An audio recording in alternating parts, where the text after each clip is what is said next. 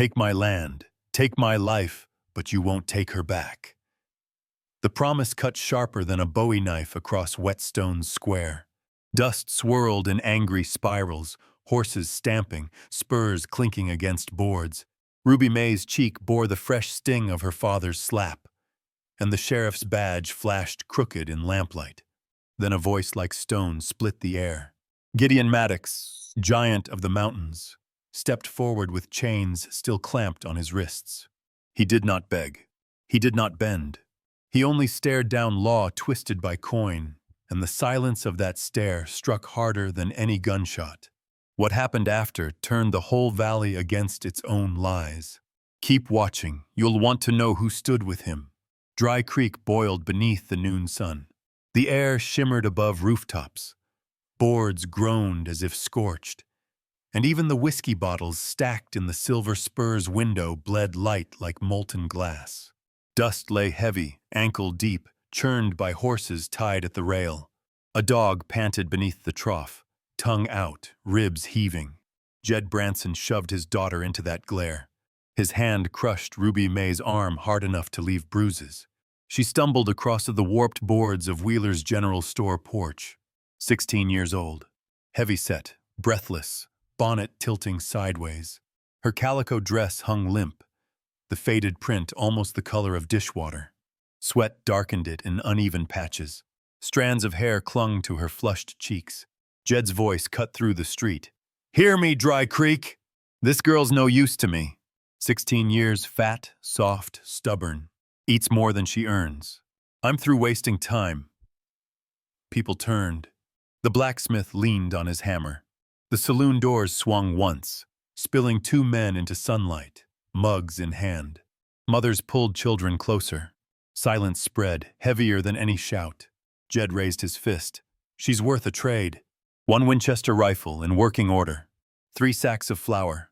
No less gasps. A Winchester cost $20. Flour ran $2 a sack.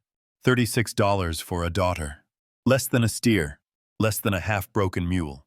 Ruby stared at the cracks between planks, trying to make herself smaller, though her body betrayed her. Her chest rose quick. Shame burned hotter than the sun. Jed barked, "Strong enough if you break her spirit. Take her, make her work." No answer. Only flies buzzing, a horse shaking its mane, the dry squeal of a signboard chain. Jed yanked Ruby's arm. "Step up! Who'll trade?" From the saloon, a drunk snickered. Another muttered, "She ain't worth boots, let alone a rifle." A third spat in the dust. Ruby bit her lip until copper filled her mouth. The crowd shifted as bootsteps crossed from the far end of the street. Slow, deliberate. A shadow grew taller than the porch awning. A man walked into view, broad as a wagon, shoulders squared like a barn door. His shirt sleeves rolled to the elbow, forearms hard as carved oak. A revolver hung low on his hip. Dust clung to his boots, to the faded brim of his hat. His stallion trailed behind, black hide gleaming, reins loose. At the wagon hitched nearby, canvas covered a long wooden chest, iron clasps catching sunlight. The giant stopped at the bottom step. He said nothing. Jed sneered. "Well now, didn't expect you'd come down from them hills, Maddox. You looking to buy what nobody else will touch?" The silence deepened. Ruby dared a glance upward. His face was carved in shadow, eyes unreadable. Jed pushed harder. "Price stands. Rifle, flour. That's the deal." The giant turned his head slightly. Behind him, his wagon waited. Rifle case wrapped in oilskin. 3 flour sacks stenciled with the mark of the Santa Fe mill. Payment already prepared. His voice came then, low and even, rumbling like stone breaking. "I'll take her." Gasps rippled. The blacksmith's hammer slipped. A poker hand scattered inside the saloon. Ruby's breath caught. She braced for mockery, but none came. Jed snapped, "Done!" He shoved Ruby forward, free hand already reaching for the rifle.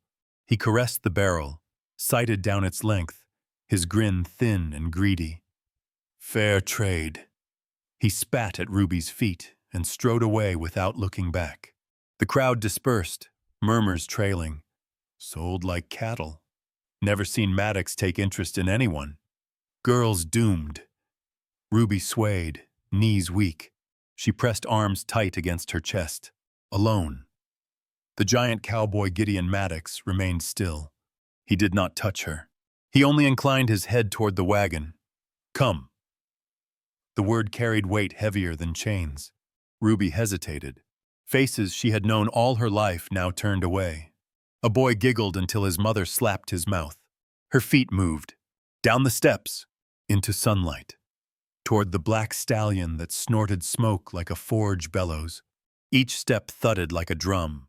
She felt eyes burning holes in her back. The town swallowed her with silence. At the wagon, Gideon took the reins. Ruby froze beside him, clutching her dress. She waited for laughter, for insult, for rough hands. None came.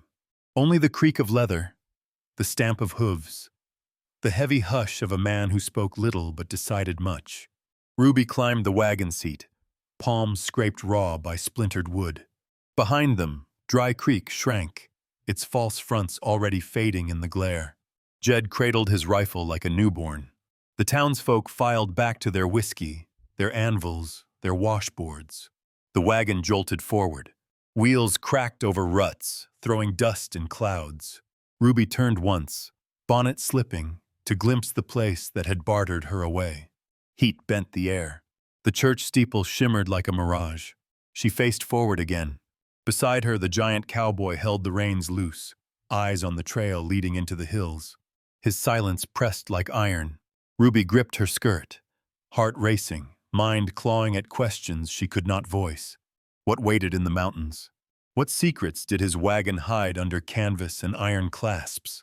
And why had he spoken those words? I'll take her. Not for laughter. Not for cruelty. For something she could not yet name. The wagon rolled into the heat haze, carrying her away from Dry Creek, away from the father who sold her, away from the town that turned its back. She did not know it yet. But Gideon Maddox had not bought her to humiliate. The wagon jolted north out of Dry Creek. Wheels slammed into ruts carved by freight trains and cattle herds. Dust rose behind in choking curtains. The stallion pulled steady, flanks glistening with sweat, head tossing against the bit. Ruby May sat stiff on the plank seat, bonnet slipping, hands clenched till her nails cut skin. She dared not look at him. The giant cowboy filled the bench, silence pressing harder than her father's curses. His shoulders blocked half the sky. The brim of his hat shadowed his face, leaving only the scar line glinting pale. Behind, the town shrank. The silver spur spilled men into the street. One jeered, "Good luck, Maddox. She'll eat you out of house and barn." Another barked laughter. Spit struck dust. Cards slapped on a table. No one called Jed to account. No one said, "Don't do this." Ruby's chest clenched. Could cruelty echo louder than gunfire? The houses thinned, giving way to scrub and mesquite. Wind hissed dry through weeds. Grasshoppers leapt before the wheels, wings flashing like shards of glass. The wagon lurched hard. Ruby pitched sideways, her hand slapping canvas stretched tight across a long wooden chest lashed with iron clasps. She froze. The chest loomed in the wagon bed, seams dark, edges scarred, heavy, silent. Her breath quickened. What weight lay hidden inside, heavy enough to chain a man's silence? Tools, weapons, bones? She snatched her hand back. The road cut into a dry creek. Hooves splashed in shallow water, then climbed out onto stone. Gideon clicked his tongue once, steadying the stallion. Not rough, not hurried. His calm unnerved her more than rage. Ruby dared a glance at him. The scar down his cheek caught a sliver of light. His beard stirred in wind. His eyes stayed fixed ahead, unreadable. She looked away quickly. The sun slid lower, throwing long shadows. Heat fled, replaced by sharp mountain chill. A shiver ran through her arms. Without turning, Gideon reached behind the seat. His hand held a buffalo hide coat, worn but heavy. He extended it, voice low. "Gets colder after sundown." Ruby flinched. Was this a trick? She hesitated until her fingers trembled. Then she reached. Their hands brushed. Warmth shocked her skin. She pulled the coat around her shoulders.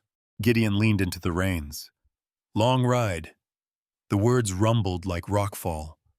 Best keep warm. Her heart pounded. Why offer kindness when cruelty was easier? Could gentleness be another form of trap? The wagon rolled on, winding toward the blue ridge. Stars pierced the sky one by one. Coyotes yipped far off. Pine resin scented the rising wind. Ruby shifted, eyes dragged back to the chest. Iron clasps caught moonlight. What power locked inside it? Was beauty always paired with danger in these mountains? The trail narrowed, hugging a ridge. Below spread endless valleys washed silver.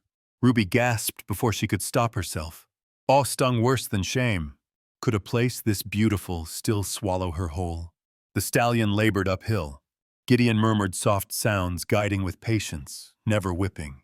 He patted the neck when they crested the pass. Ruby saw his hand scarred, cracked, careful. Why did such hands handle beasts gently, while her father's only struck? The wagon halted near a stand of junipers. Gideon set the brake, climbed down, boots thudding. He unhitched the horse, led it to graze. Ruby sat frozen on the bench, coat clutched, heart hammering. Alone with the chest, its dark outline swelling like a shadow. Gideon returned carrying a bundle. He set it beside her. Half a loaf of bread wrapped in cloth, a tin flask of water. Eat. Ruby's throat tightened. Hunger gnawed, but shame pressed harder. Slowly she broke off a piece. The smell of yeast filled the cold air. Tears salted the bite. He crouched by the wheel, lantern light painting grooves in his face. He never looked at her, never pressed. He only checked spokes, tightened ropes, movements efficient. Ruby chewed stone by stone. She risked a glance again at the chest. What secrets sleep inside wood and iron? Why does he guard silence so fiercely? Could that silence bury her? Wind rose, rattling canvas, carrying her whisper into night. What's inside? No answer. Maybe he had not heard. Or maybe he chose not to. Fireflies blinked among the grass. Stars burned colder above. Somewhere an owl called. Ruby huddled into the coat. She wanted to ask, will he keep me safe? Or has my suffering only begun? But words died. She closed her eyes, rocking with the faint sway of the wagon. She prayed, though she did not know if heaven still listened, that the mountains would spare her. And as darkness deepened, one truth pressed into her bones. Whatever fate lay locked in that chest would decide more than Jed Branson ever had. The wagon ground to a halt on a narrow shelf above the valley. Junipers crouched low against stone, their needles hissing in the mountain wind. A thin stream whispered over rocks nearby, cold as meltwater. Gideon set the brake, unhitched the stallion, and looped its reins over a branch. He moved without wasted motion, every gesture deliberate, practiced. Ruby May sat stiff on the seat, the coat heavy around her shoulders. Her legs had gone numb, but fear anchored her still. She watched him through lowered lashes. The lantern he hung on a hook threw his frame into flickering gold, massive, steady, almost unreal. He gathered wood, stacking split pine against stone. Sparks flew when his flint struck. The fire caught. Flames licking high, snapping twigs, painting the clearing with restless light. Shadows of the junipers stretched like grasping hands. Ruby's stomach knotted. Should she stay on the wagon, higher ground, safer? But cold gnawed through the coat, biting deeper with every gust. The fire promised warmth, yet fear whispered, warmth could be trap. Gideon's voice came, even, not sharp. Best come down. Night turns colder up here. She clutched her dress tighter. Her feet refused. He did not press. He turned instead, scattering feed for the stallion, moving slow, calm. The horse nickered, content. Ruby bit her lip. Why did beasts trust him so easily? Minutes passed. Then her muscles gave way, stiff from travel. She slid from the bench, boots striking earth with a thud. The coat flared in the wind. She edged toward the fire, but not too near keeping distance, the log seat between them. He placed a pot on the flames, beans rattling inside, water hissing. Coffee grounds followed into a tin pot. The smell lifted into the night, rich, bitter, filling the clearing. Ruby's belly twisted. She hadn't eaten more than the crust earlier. Hunger gnawed louder than fear. He ladled beans into a tin plate, set it on the log near her, not pushing it into her hands. Beside it, a cup of steaming coffee. Then he stepped back, settling cross-legged on his side of the fire. Ruby glanced at the plate. Steam rose, carrying scent of salt pork and spice. Could food be kindness, or only bait? She lifted a spoon, hands shaking. The beans burned her tongue, but steadied her heart. Coffee washed heat through her chest. She ate in small bites, aware of him watching, yet not staring. Silence held between them, broken only by the fire's crackle and the stallion's slow chewing. Then Gideon rose. He gathered pine boughs, lashed them with twine, shaped a lean-to against rock. Inside, he laid a bedroll, thick quilts folded neat. He caught her gaze, spoke plain, "For you." Privacy, Ruby froze. No man had ever offered her space before. Her father's house had been locks, bars, orders. Privacy had been shame. This felt different, unfamiliar. She nodded once, throat tight, and whispered, "Thank you." He gave no answer, only returned to the fire, stretching long legs toward heat. His silhouette looked carved from iron, yet the flames softened his edges. Ruby slipped into the lean-to later, quilts wrapped around her. Through the opening, she watched him.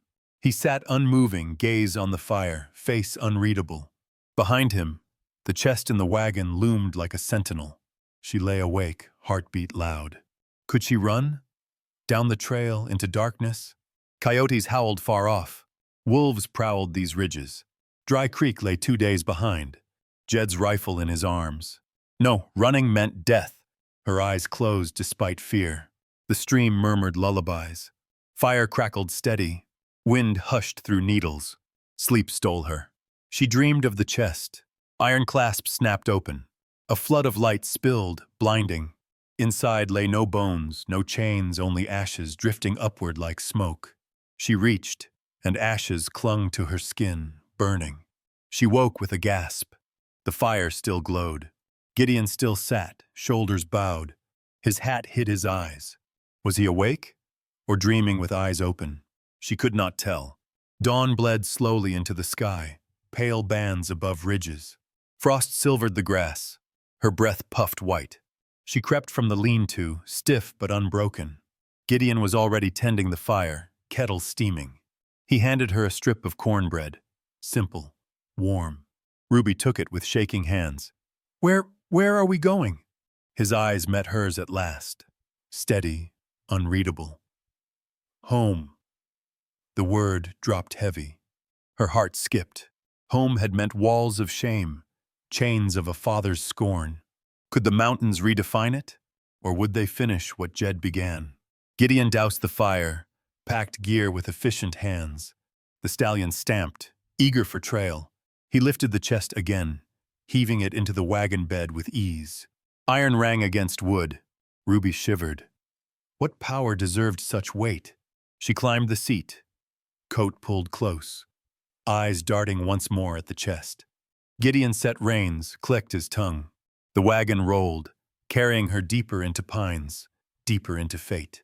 The road narrowed to switchbacks, cliffs dropping sheer. Wind keened across stone, sharp enough to slice skin. Ruby clutched the bench, knuckles white. Gideon guided calm, no fear in his movements. They rounded a bend, and far below stretched a valley green with firs, river threading silver. Smoke rose from a cabin tucked against hillside. Ruby's breath caught. Was this the end of the trail, or the beginning of a sentence she could not escape? The wagon rattled closer. The chest thumped with each rut. Ruby stared at it, whispering in her mind, "What truth waits locked inside? What choice will it force on me?" The cabin grew larger, windows glinting in morning sun. Chickens scratched near a coop. A goat bleated faintly. The valley looked almost gentle. Almost. Ruby's heart raced as the stallion slowed. Gideon set the brake, looked at her once. His voice held no rise, no fall. "This is home." The chest behind them groaned in its bindings.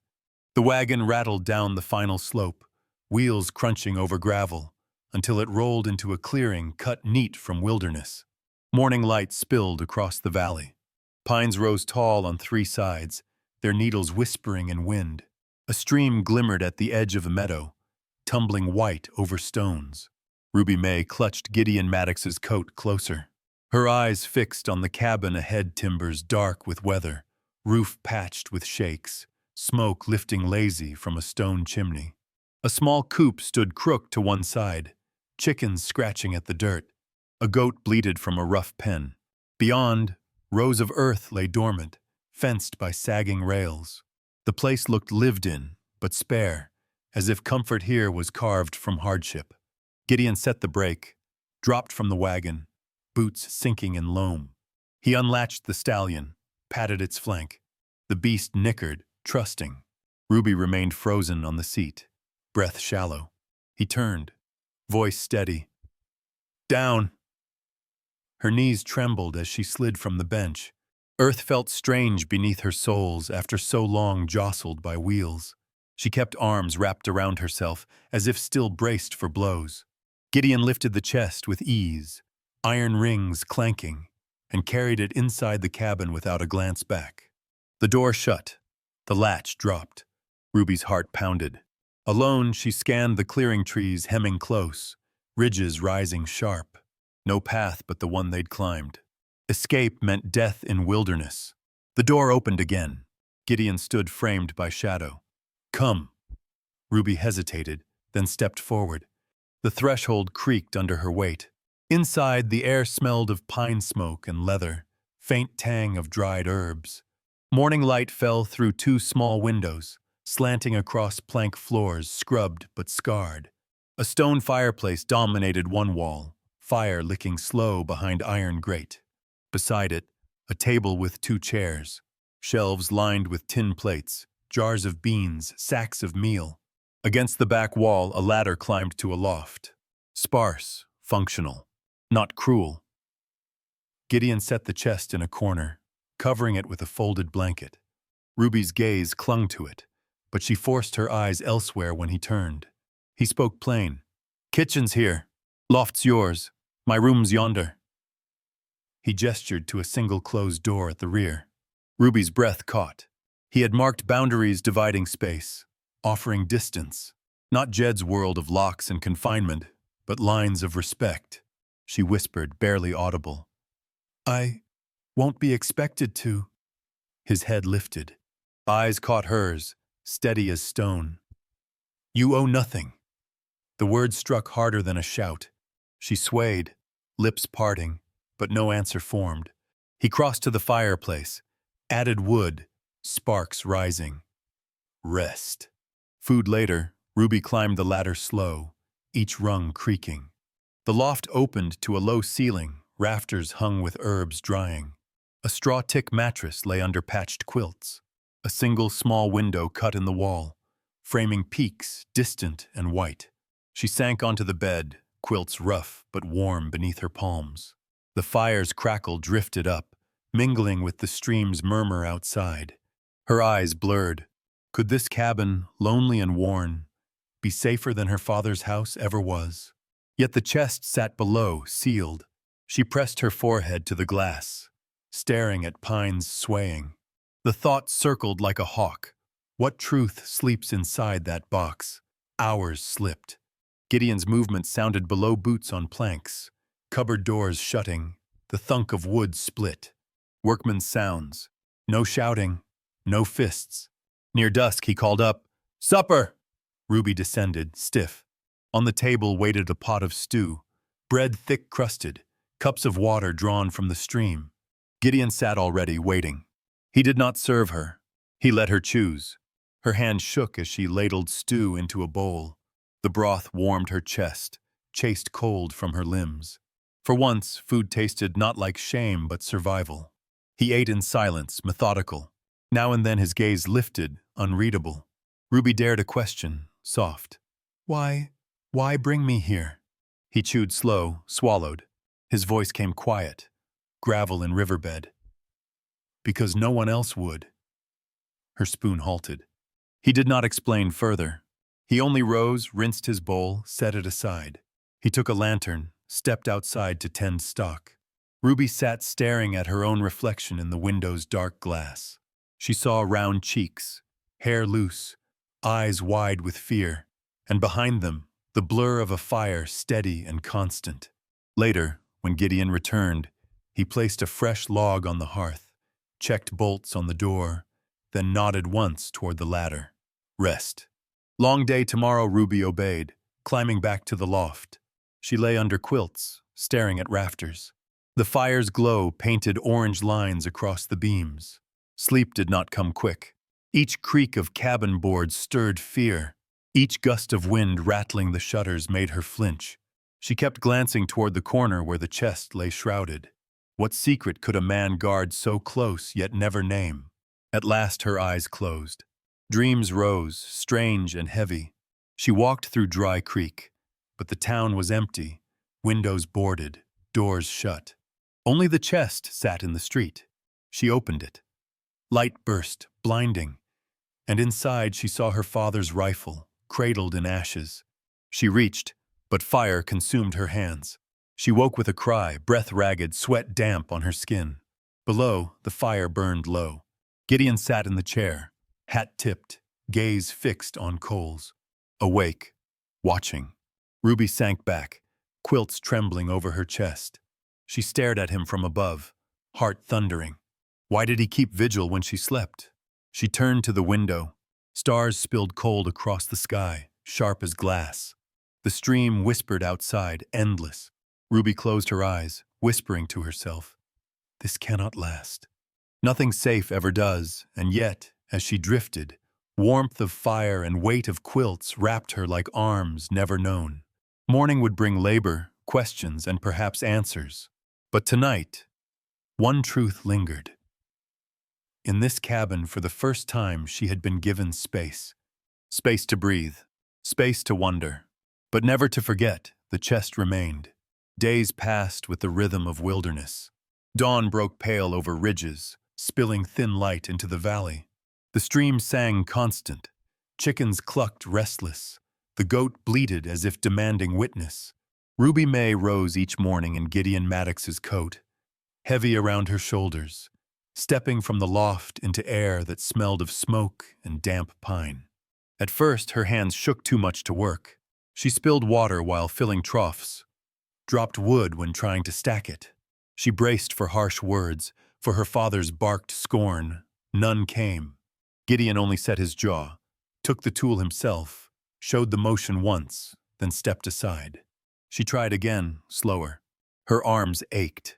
Her palms blistered. Yet each evening she found herself bone-tired, not from dread, but from labor done. Still, shame lingered. In town she had been called useless, burden, too fat to be wanted. Here, under mountain sky, every mistake echoed those words. She kept eyes down, tried to shrink though her body could not. One morning, while he split logs by the stream, Ruby wandered to the garden behind the cabin. The earth lay hard, cracked from winter frost. She knelt, digging with a spade left rusting by the fence. Dirt caked under her nails, heavy clumps resisting her. Sweat beaded through the air was cool.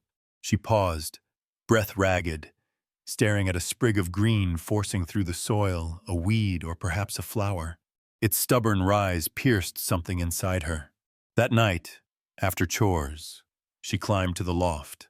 From beneath her quilt bundle, she drew a small notebook, one of the few things she had carried hidden from Dry Creek. The pages were wrinkled, corners bent. She had once sketched secretly by candlelight, though Jed had called it foolish, waste of time.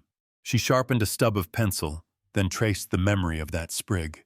Lines curved into petals, stem bending under imagined wind. Her hand steadied as she worked. Each stroke pulled her further from the voice of scorn. She did not hear Gideon until the ladder creaked. He stopped at the loft's edge, lantern in hand, firelight climbing his weathered face. His eyes caught the page before she could hide it. Ruby froze, heat rushing to her cheeks. Shame seared sharper than any slap. She waited for dismissal, mockery, laughter. But his gaze held only stillness. He studied the sketch, brow furrowed, then set the lantern down. From his pocket he drew a small bundle wrapped in cloth. He unfolded it, sticks of charcoal, black and brittle. He placed them beside her notebook. "Better than pencil," he said, voice flat, but not unkind. Ruby blinked, unable to speak. Her chest tightened as if the mountains themselves pressed in.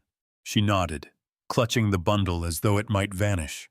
He turned, descended the ladder without further word. His boots thudded against the floorboards. Soon the sound of him splitting more wood filled the clearing again. Ruby pressed charcoal to paper. Darker lines, bolder strokes. The flower grew alive beneath her hand. For the first time, she felt the weight of shame shift. Later, when she descended for supper, she caught him at the table, sleeves rolled, scar visible in firelight. The mark curved jagged down his cheek, pale against sun-browned skin. Her gaze lingered too long. He noticed, eyes meeting hers. She looked away, quick, stammering. "Does it hurt, still?" The question slipped before she could stop it. Silence followed, thick as smoke. Then he shook his head once. Old scar. No more. But the flicker in his eyes told of pain buried deeper than flesh. Ruby lowered herself to the bench. She broke bread, dipped it into stew. The warmth filled her chest, steadied her. Across the table, Gideon ate slow, measured. They shared silence, but not hostile silence. A space that felt strangely like truce. Afterward, while he stacked bowls, she returned to the doorway. Evening poured blue across the valley. Stars pricked sharp. She held the charcoal bundle tight. Her heart whispered questions. Could she belong here? Could broken soil bloom again? Could a scarred man and a cast-off girl carve something new from ruin?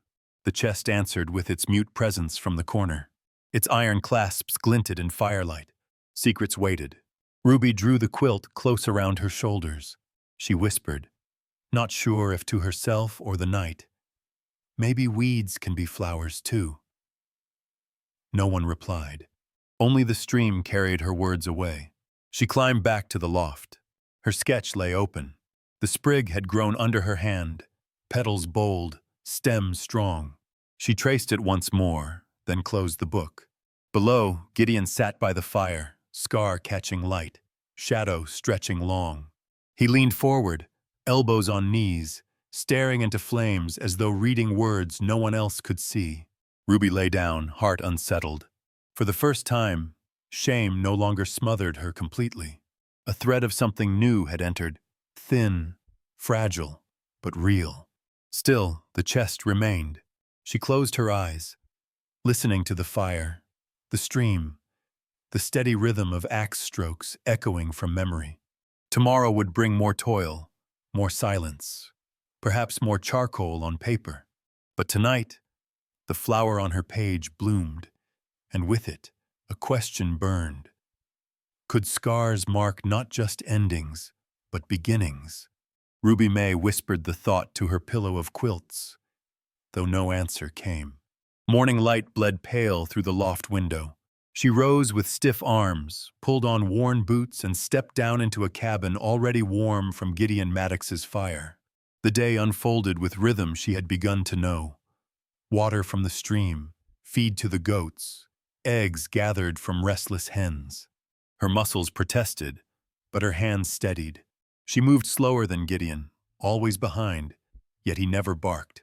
He only showed once, then let silence teach. That afternoon, while sweeping near the coop, Ruby heard a commotion, wings beating frantic, feathers scattering. She hurried to the corner of the pen. There, tangled in a snarl of old baling twine, lay a hawk. Its eyes blazed gold, sharp with defiance even as its wing bent wrong. It thrashed once, then sagged, chest heaving. Ruby's heart clenched. She dropped the broom, knelt in dirt. "Easy now," she whispered, voice shaking. She slid her shawl free, draped it over the bird, careful of the beak that snapped weakly. Its body felt lighter than she expected, bones fragile under feathers. She carried it to the porch, arms trembling. "Mr. Maddox!" The barn door swung. Gideon strode out, sawdust clinging to his sleeves. His eyes widened at the sight. Without pause, he said, "Bring it inside." They laid the hawk on the table. Gideon fetched a basin, cloth, a jar of crushed herbs. His hands, scarred and broad, moved with surprising gentleness. He showed Ruby how to hold the wings steady. His touch never faltered, though his jaw tightened as if memory pressed. "Not broken," he muttered. "Strained, torn some."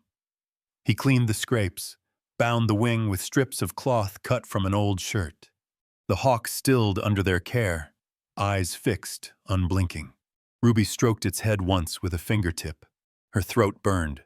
Gideon's voice came low, rougher than usual. "Still got flight in you." Ruby glanced up. For a moment, his eyes held something unguarded, pain, perhaps, or hope. Then the mask returned, hard as stone. They carried the hawk to a makeshift pen on the porch. Gideon set water. Ruby placed scraps of meat. The bird watched them, fierce even in weakness. Days passed. Each morning Ruby checked the hawk first, heart lifting when it drank, when it shifted, when its eyes sparked brighter. She fed it bits of rabbit Gideon brought from traps, spoke softly, as though words alone might heal. Sometimes she caught Gideon standing at the doorway, watching her with an expression unreadable. When she met his gaze, he looked away, returning to work. Ruby sketched the hawk in her notebook by lantern light, the curve of beak, the bandaged wing, the fire in its stare. Charcoal darkened her fingers, smudged across pages. Each drawing grew stronger, like the bird itself. Yet fear lingered. She could not forget the chest in the corner, blanket covering iron clasps. She wondered if the hawk, too, felt caged, though cared for. Did healing still mean chains? One night storm clouds rolled over ridges. Thunder cracked, shaking shutters. Rain hammered the roof. The hawk fluttered in panic against its pen. Ruby rushed to calm it, draping her shawl, whispering soft. Gideon came with lantern, steadying the latch. Together they stood in downpour's roar, watching lightning split the valley. For the first time, Ruby laughed, a sudden, startled sound when the hawk pecked stubbornly at her shawl as if claiming it. The laugh shocked her, ringing clear against thunder. Gideon's mouth twitched, almost a smile. Then he turned away, carrying lantern back into rain. When morning came, the storm left the world rinsed clean. Drops glittered on pine needles. The hawk perched straighter, eyes keener. Ruby's chest swelled at the sight. She whispered, "You'll fly again." Behind her, Gideon's voice low, "So will you." Her breath caught. She turned, but he was already walking toward the barn, shoulders bowed, as though he had not spoken. That evening, Ruby added final strokes to her sketch. The hawk filled the page, wings spread, eyes fierce. She wrote beneath in shaky letters, "Still flight in me." She closed the notebook, pressed it to her chest, tears stinging hot. But as night settled, whispers of Dry Creek drifted in memory. Jed's spit in dust, men's laughter. The words sold like cattle. Shadows stirred around the chest in the corner, heavy with secrets. Could freedom truly take root here? Or was she still tangled like the hawk, wings bound by cloth, waiting for a hand to decide her fate? The fire burned low. Gideon sat in his chair, scar-catching glow, eyes lost in embers. Ruby lay awake in the loft, listening to the hawk's faint rustle on the porch. Questions circled her like wolves. Would the hawk survive the mountain's tests? Would she? And what if Gideon's silence hid not mercy, but ghosts darker than Jed Branson's cruelty? Ruby closed her eyes, clutching the charcoal-stained notebook. She whispered into the rafters, "Please let scars mean beginnings." The hawk answered with a single cry, sharp, fierce, carrying into the night. Ruby May stirred in her loft, quilts pulled to her chin. The cry echoed through timbers, then faded into the hush of rain dripping from eaves. She closed her eyes, but unease lingered. Even healed wings could be clipped again. By morning, the storm had passed. Sunlight struck drops clinging to pine needles, scattering shards of light across the valley. Gideon Maddox was already outside, splitting wood, the axe biting rhythm into silence. Ruby tended the coop, gathering eggs still warm beneath hens. The hawk shifted on its perch, feathers sleek, eyes bright as coins. Work-filled hours, yet whispers filled Ruby's mind. Whispers of town, of her father's spit, of men's laughter. She shook them away, but they returned like gnats. Near noon, mule bells jingled on the trail. Ruby stiffened. Gideon lifted his head, set axe aside, walked toward the sound. From the bend appeared Clara Josie, gray braid tucked under a bonnet, sturdy mule laden with baskets. She dismounted with ease, boots striking soil firm. "Morning, Gideon," she called, voice brisk. Then her gaze landed on Ruby. Warmth softened her face. "And you must be Ruby May." Ruby flushed, unsure whether to curtsy or flee. Clara stepped close, pressing a jar of preserves into her hands. "You look pale. Eat more. Mountains demand strength." Ruby stammered thanks. Clara's presence felt like sunlight breaking cloud. Inside the cabin, Clara unpacked jars of dried mint, roots bundled with twine, small parcels of coffee and sugar. She moved as if the place were half hers, setting items where they belonged without asking. Gideon let her. Over supper of beans and cornbread, Clara spoke softly to Ruby. "Your father's been busy in town, spreading foul words. Says Gideon keeps you here for wicked reasons." Ruby's stomach twisted. "That's not true," she blurted, voice sharp. "I know, child." Clara's hand covered hers, steady. "But gossip grows like fire in dry grass. Men with nothing but ale in their bellies believe quickly." Across the table, Gideon's jaw tightened. He said nothing, eyes fixed on his bowl. Ruby wanted him to defend himself, to speak loud, to crush lies with truth. His silence weighed heavier than rumor. Why won't he fight back? Later, Clara stepped outside with Gideon. Their voices dropped low. Ruby lingered at the doorway, straining to hear. "You can't keep running from past," Clara murmured. "Past is buried," Gideon replied, tone flat. "Buried things don't stay buried." Ruby's breath caught. She pressed against the doorframe, heart pounding. What past? What lay inside the chest under blanket? When Clara left, mule bells fading, Ruby faced Gideon. Words rushed out before she could stop them. What did she mean? "What are you hiding?" He froze, back to her, shoulders stiff, silence stretched. At last, he said, voice clipped, "Some things ain't for telling." Anger flared in Ruby's chest. "You brought me here. You said I owe nothing. But what if your silence costs everything?" He turned then, eyes burning, scar stark in firelight. "You want truth?" His voice rose, harsh for the first time. Then he bit it back, fists clenching. He stepped outside into night, leaving door swinging. Ruby trembled. The hawk shifted on its perch, feathers rustling. She sank onto the bench, clutching her notebook. She wanted to draw, but her hand shook too much. She opened to a blank page scrawled instead, "Why silence? Why lies?" Charcoal smeared under her palm. Hours passed. She dozed at the table, lantern sputtering. When she woke, Gideon sat again by the hearth, hat low, eyes on embers. He had not gone far. Ruby climbed to the loft, heart raw. From above, she watched him, immovable, scarred, shadowed. She whispered into quilts, "What past do you fear so much?" The hawk cried once, sharp then stilled. Outside, the wind shifted. It carried faint sounds from the trail hoofbeats, distant, fading. Ruby stiffened. Was it Clara leaving, or someone else watching? Sleep came uneasy, filled with dreams of doors locked, of chests opening, of fire devouring churches. She woke slick with sweat, breath ragged. Morning broke cold. Gideon worked as if night had been ordinary. Ruby moved through chores, hollow with questions. At midday, while drawing by the stream, she saw him approach, shadow falling across her page. He studied her sketch of the hawk, wing bandaged, eyes fierce. His mouth opened as if to speak, then shut again. He left without word. Ruby pressed charcoal hard until it snapped.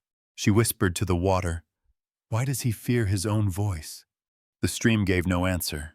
Only the chest in the corner seemed to thrum with secrets, waiting. That night, as fire burned low, Gideon finally spoke across silence. Your father won't quit. Gossip's grown teeth. Men will come, Ruby's blood chilled. Then tell me what you hide. Let me stand with truth. He looked at her long, then shook his head. Not yet. Her fists clenched. Not yet, may be too late. He rose, raked embers, shoulders bent as though under weight too heavy. And beyond the cabin walls, whispers traveled faster than wind. By late spring, the rumors from Dry Creek had crawled through canyons and drifted up trails, carried by traders, hunters, and drifters. Gideon Maddox spoke little of it, yet his jaw set tighter each day. Ruby May felt the weight in silence heavier than any word. One morning, Clara Josie arrived again, mule burdened with jars and cloth. She stepped into the clearing, eyes sharp. Running Elk asked after you, she told Gideon. The summer gathering begins tomorrow. Ruby's heart lifted at the name. She had glimpsed Ute traders in town before, always from distance, her father muttering scorn. Never had she spoken to them. Gideon wiped sweat from his brow, gaze shadowed. Been years since I set foot among them. All the more reason, Clara pressed. Her eyes slid to Ruby. The girl will learn welcome where others gave her shame. Ruby's breath caught. Could strangers offer what family had denied? At dawn they saddled. Gideon placed reins in Ruby's hands, steadying the gentle mare he had trained for her. She mounted awkward, skirts bunched, but the horse accepted her weight without balk. Gideon rode ahead on his gelding, posture carved from stone. The trail wound high, through aspens just leafing green. Sunlight dappled ground, wind carried scent of sage. Ruby's thighs ached, but she bit back complaint. She would not show weakness. By dusk, drums thudded faint through trees. Smoke rose from a hidden valley. They descended into light rows of lodges circling fires, shadows of dancers moving in rhythm. The air smelled of roasting venison, pine smoke, and sweet herbs. Children ran past laughing. Women stirred great pots. Men sat in clusters, speaking low. At the center, an elder with hair silver in braids rose, eyes alight. Brother, he said, arms out. Gideon dismounted, embraced him. Too many moons, Running Elk. Ruby slid from her mare, awkward under gazes that turned curious, not cruel. Running Elk's eyes softened. Welcome, young one. You are safe here. He gestured her toward the fires, where women smiled and offered spoons. Ruby stirred stew, learned herbs by their names, laughter mingling with hers. For the first time, she felt eyes upon her without judgment. As night deepened, songs rose. Drums pounded steady, feet stamped dust into rhythm. Children played with painted stones, elders told stories under stars. Ruby listened, though words slipped beyond her grasp. Yet warmth seeped into her bones. From the corner of her eye, she watched Gideon. He sat with Running Elk and other men, shoulders eased, expression gentler. They treated him not with suspicion, but kinship. Beside her, a woman with eyes like sparrows leaned close. Your father, she said carefully, nodding toward Gideon, once was friend to our people before great sadness. Ruby's breath hitched. She wanted to ask, but the woman's tone warned silence. Later, moonlight silvered the valley. Ruby lay on a bed of furs inside a lodge, unable to sleep. The drum's echo still thrummed in her chest. Gideon's voice carried from the fire, low, telling words she could not hear. At dawn, Running Elk beckoned them to his lodge. He sat cross-legged, hands weathered as bark, packing a long pipe. Smoke curled as he spoke. Share breath and story. Truth travels on smoke. Ruby settled beside Gideon, heart hammering. Running Elk's gaze lingered on her. I see embers waiting for wind. Little fire, that is your name among us, tears pricked Ruby's eyes. No one had ever given her a name that held promise. But Running Elk's gaze shifted to Gideon. Brother, the girl deserves truth. Burden shared grows lighter. Gideon's face hardened, scar stark. He stared into distance. Had a wife once. Sarah Walking Star. Met her when I still preached in Kansas, Ruby stilled. Preached? His voice cracked like old timber. We had a son, Joseph. His mother's eyes. My stubborn chin. He paused, hands trembling. During war, raiders burned a church. Thought it harbored sympathizers. My family was inside. 23 souls lost, silence smothered lodge. Ruby pressed hands to mouth. Tears welled hot, unstoppable. Gideon's eyes shone with firelight. Words turned to ash. I came to mountains to die, but God would not let me. Running Elk laid a hand on his shoulder. Creator gives grief to teach compassion. You carry both. Ruby could hardly breathe. This giant who had bought her with rifle and flower had lost more than she could fathom. The chest and cabin corner, was it tied to that fire, that ruin? Later, while camp bustled with songs, Ruby walked alone to stream's edge. Moonlight rippled silver. She pressed palms to her face, whispering, "Why did you hide this? Why carry silence like chain?" Behind her, boots rustled. Gideon stood, hat in hand. He did not speak, only looked at stars, jaw set. Ruby wanted to scream, to demand, but words died. Instead, she asked, broken, "Will silence keep us safe when men come?" His answer came rough. Sometimes silence is shield, sometimes it's prison. He turned back toward campfires, leaving her trembling by stream. That night, she prayed for strength, not to change his past, but to face her own. When dawn broke, songs of women preparing breakfast drifted through mist. Ruby touched her new name, Little Fire, like a spark held secret. But as they prepared to leave, Clara Josie rode into camp, face pale. "Your father stirs men in Dry Creek," she warned. "He won't rest till he drags her back." Ruby's breath fled. The hawk's cry from nights past echoed in memory. Still flight in me, her hands clenched around reins. Could her wings truly hold when storm bore down? The trail home wound silent beneath pines. Ruby May rode close behind Gideon Maddox, hooves muffled in fallen needles. Clara Josie followed on her mule, face tight. The gathering valley fell away behind them, songs of drums fading like echoes of a dream. Ruby's chest ached with the weight of new truth. Gideon had once been preacher, husband, father, then fire had stolen all. He carried silence like armor, grief like stone. And now Jed Branson stoked gossip into flame. By dusk, the cabin came into view. Smoke curled from its chimney, but something else fluttered in wind. A scrap of paper nailed to porch post, edges whipping. Gideon dismounted, tore it free. His eyes narrowed, jaw locked. He handed it to Ruby. The words scrawled sharp, "Return the girl. Sheriff Wells, Jed Branson arriving next week." Ruby's stomach lurched. The valley she had begun to trust tilted beneath her. The chest thumped in her memory, iron clasps rattling. "I won't go back," she whispered. Then louder, voice trembling but fierce, "I won't go back." Gideon's gaze lifted. For the first time, he nodded slow. "You won't." Clara's mouth pressed thin. "Jed won't ride alone. He gathers men who crave coin and drink." Gideon folded the paper, slipped it into his vest. "Then we'll be ready." That night the cabin brimmed with unease. Gideon sharpened his axe on porch step, steel ringing steady. Clara brewed herbs, muttering prayers. Ruby swept floor, hands tight on broom, heart pounding.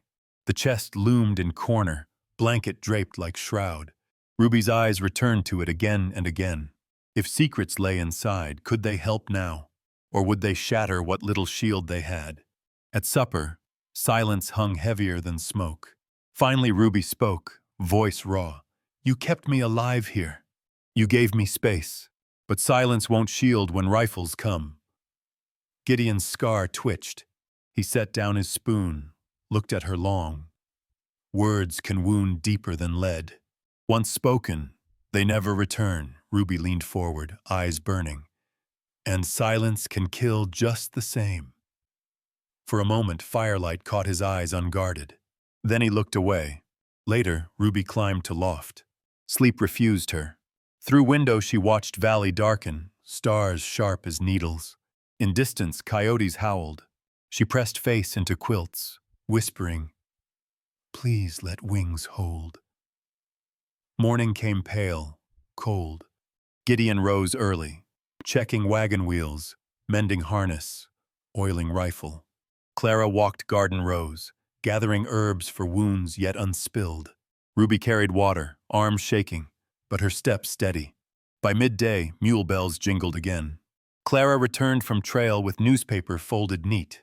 She handed it to Gideon. Page 3. He opened, read slow. Title leapt from print. "The Mountain Preacher and the Girl He Redeemed." Ruby gasped. "I wrote it." Undername Mary Grace. People needed truth before lies swallowed us. Clara's eyes softened. And truth spreads faster than rumor if spoken clear.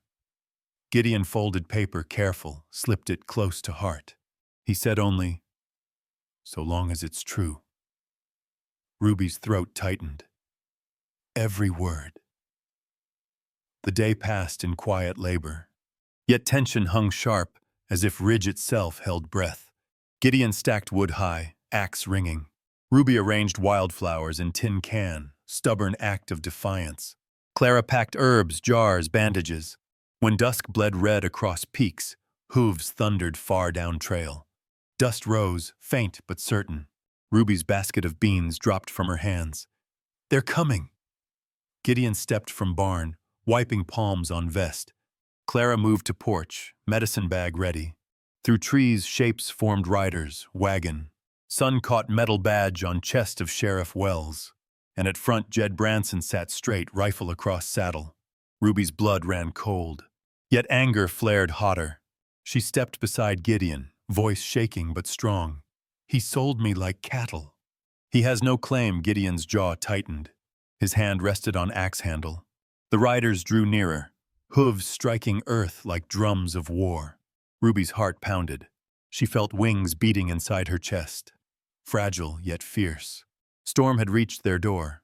Hooves churned dust, wagon rattled stones, iron-shod horses throwing sparks. Jed Branson swung down before his mount stopped, boots thudding heavy. Behind him, Sheriff Wells adjusted badge crooked on his vest, eyes sharp with something colder than law. A half-dozen riders fanned out, rifles slung casual but ready. Ruby May froze on the porch. Clara Josie placed herself beside the girl, hand steady on medicine bag. Gideon Maddox stepped forward, axe hanging loose but gleaming. Jed's voice cracked across the yard. "There's my wayward girl." Living in sin with mountain trash, Ruby's chest burned. Words tore free. "He saved me when you sold me," the men muttered. Jed's face darkened. He strode up porch steps, hand striking sharp across her cheek. The crack rang louder than hoofbeats. Ruby reeled, hand pressed to skin blazing red. Clara caught her, fury sparking. "Don't you dare!" Gideon growled. The sound came low, dangerous. His shoulders swelled, scar fierce in twilight. Sheriff Wells stepped forward, papers in hand. "Law's clear. Girl's underage.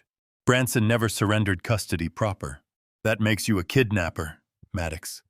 Clara's voice sliced sharp. "Half this valley saw him sell her for rifle and flour."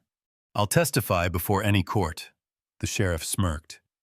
Midwife's word against documents. Won't hold Russell stirred in pines.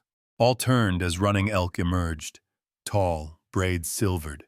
He walked steady into yard, presence stilling even horses. "These mountains fall under treaty. Valley law has no teeth here." Sheriff's lip curled. "Now see here, Indian." "I see." Running elk cut firm. "I see father who throws away child. I see lawman twisting truth for coin. And I see man who offers shelter to wounded Jed spat dust. Not your business. All injustice is my business." Riders shifted uneasily. Shadows lengthened. Wind carried scent of storm, though sky stayed clear. Sheriff snapped, patience gone. He drew pistol, leveled between running Elk and Gideon. Enough talk. Maddox, you're under arrest. The girl goes home. Ruby lunged forward. Jed's grip clamped her arm. You'll ride with me, daughter. No! She cried, thrashing. Sheriff stepped, cuffs glinting. Gideon stood tall, chest heaving, eyes locked on Ruby. He did not resist as cold iron snapped on wrists. His voice thundered, steady. Stay strong, child. Jed shoved Ruby toward wagon. Clara clung to her, but a deputy raised rifle, forcing her back. Ruby stumbled into hard seat, tears blurring world. Running Elk lifted hand, palm open. We will not forget, his words carried like vow. Clara nodded, jaw set. The wagon lurched, wheels biting trail. Horses strained, hooves drumming. Ruby twisted, looking back. Gideon mounted under guard, reins tied. Sheriff smirked. Jed rode straight, back stiff as iron rod. From porch, Clara and Running Elk stood sentinel, small yet unyielding. Ruby's voice ripped sky. He saved me when you sold me like cattle. Jed yanked reins hard, silencing her with glare. But the valley had heard. The words clung to ridges, echoed through pines. The cabin shrank behind them, smoke curling lonely. The hawk cried from its perch once, fierce and defiant. Ruby clutched edge of wagon till knuckles whitened. Her cheek stung, her heart burned, but her spirit flared. Storm had broken and chains clinked. Yet somewhere deep she knew truth had taken root, and roots split stone.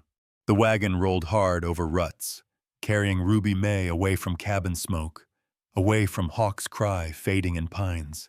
Gideon Maddox rode bound, wrists chained, face unreadable. Sheriff Wells rode smug at his side, badge gleaming false as snake eyes. Jed Branson gripped reins, jaw set like iron. Ruby stared at her father's profile, hatred and grief warring. How can blood sell blood? By nightfall, Wetstone's lanterns glowed. Streets filled with whispers, townsfolk pausing chores to gawk at wagon. That's Branson's girl, someone muttered. Didn't he sell her? Another voice. Sheriff says kidnapping! Laughter, disbelief, suspicion woven tight. They dragged Gideon to jailhouse, shoved Ruby into bunkhouse once locked in her childhood. Musty straw, barred window, heavy latch. Jed's voice through door. Church at dawn. You'll sit proper. She pressed face to splintered boards, whispering to dark. Truth must stand. Dawn bells tolled. Jed hauled her in stiff dress too tight, paraded her through streets. Church doors creaked. Inside, pews filled with townsfolk. At front, Judge Harrison sat stern, silver hair catching light. Gavel struck. This court hears testimony on custody of Ruby May Branson. Sheriff swaggered, papers spread. Proof of guardianship. Maddox held girl improper. Clear case, Ruby's heart thudded. Clara Josie rose, skirts whispering. Your Honor, I present local paper. She handed folded page. Judge read. The mountain preacher and the girl he redeemed. Words sketched her story, signed Mary Grace. Murmurs rippled. Tom Wheeler, storekeep, rose. I witnessed sale. Rifle, flour. His own daughter bartered like mule. Sarah Mills, boardinghouse keeper, added. True, I saw. Called her unfit, Jed's face flushed rage. That was lesson, not sale. Widow Talon stood, black silk rustling. Lesson in cruelty. I saw you lock her like animal. What gospel is that? Crowd stirred. Judge's brow furrowed. Then Running Elk stepped forward, leather tube in hand. He unrolled treaty, voice calm. This land where Maddox dwells is protected. Branson's claims void. He holds no right to girl nor ground. Sheriff shifted, eyes darting. His papers looked thin beside treaty seals. Judge's voice rang. Evidence shows Branson forfeited rights through public sale and cruelty. Maddox holds standing under treaty. Ruby May. He looked at her, gaze softened. You are free to choose your path. The gavel cracked. Jed surged, face twisted. You can't. Enough! Judge's tone cut steel. Court has spoken. Jed stormed, boots hammering wood. Sheriff paled under murmurs of corruption. Badge glinted dull as tarnish. Ruby sat frozen. Free? Her hands shook. Clara's arm wrapped firm around shoulders. Tears spilled unchecked. From cell, Gideon was brought. Chains struck off. He stepped into light, shoulders tall, though eyes heavy. He paused at church steps. Ruby stood waiting. He held out hand-weathered, scarred. Choice, not demand. Ruby did not take it. She ran forward, arms wrapping his middle, face pressed to coarse jacket. "You're the only father I want," she whispered. His arms closed around her slow, then sure. His chin rested on her hair. His throat worked silent. Clara dabbed tears. Running Elk inclined head solemn. Townsfolk watched, some nodding, some whispering, but no one spoke against. Sun struck church windows, spilling gold. The storm that chained them had broken. Truth, like roots, had cracked stone. The ride back to mountains carried quiet peace. Ruby May rode beside Gideon Maddox, Clara Josie trailing with baskets of herbs, Running Elk's blessing echoing in their ears. Wetstone shrank behind, a place of judgment now left to settle dust. When cabin appeared through pines, Ruby's heart swelled. Smoke curled from chimney, familiar and dear, yet silence hung heavy. On porch, the hawk lay still in its pen, head tucked as if sleeping. Ruby knew at once. She knelt, tears spilling. Gideon came, hat in hand. Together they lifted bird, carried it to garden edge. He dug earth with steady arms. She gathered wildflowers, trembling. They laid hawk down gentle, feathers shining in dusk. "You set it free," Gideon whispered. Ruby placed flowers, voice breaking. "It set me free too." He reached for her hand. This time she did not flinch. Fingers clasped, rough and small, scar and softness joined. Stars pricked sky. Cabin glowed warm behind. Days slipped into rhythm. Ruby swept floors, gathered eggs, tilled soil. Gideon built new coop, hammer ringing like heartbeat. Clara visited with jars, laughter easing shadows. Running Elk brought gifts of seed, wisdom folded in story. One morning children came, Tommy Fletcher, his sister Sarah, Williams twins, Ute families from Meadow. Ruby stood on porch, slate in hand, voice shaking. "We'll start with letters." Faces brightened. Laughter scattered across yard. Gideon watched from coop, pride flickering in eyes. Ruby found teaching flowed like spring creek. Patience came natural, words gentle. She showed small hands to draw letters in dirt, to read signs of sky. She told stories, not of shame but of courage. At noon, Clara pressed envelope into her hands. From Denver, Ruby opened, breath catching. "Your article touched hearts. We welcome more stories." She pressed paper to chest, tears glinting. She had voice now printed, heard, carried far. That evening she sketched children's faces by lamplight. Gideon carved toy horse, wood shavings curling at his boots. Cabin filled with scents of pine, herbs, bread warm on hearth. Ruby looked at him, voice soft. "The children don't see difference."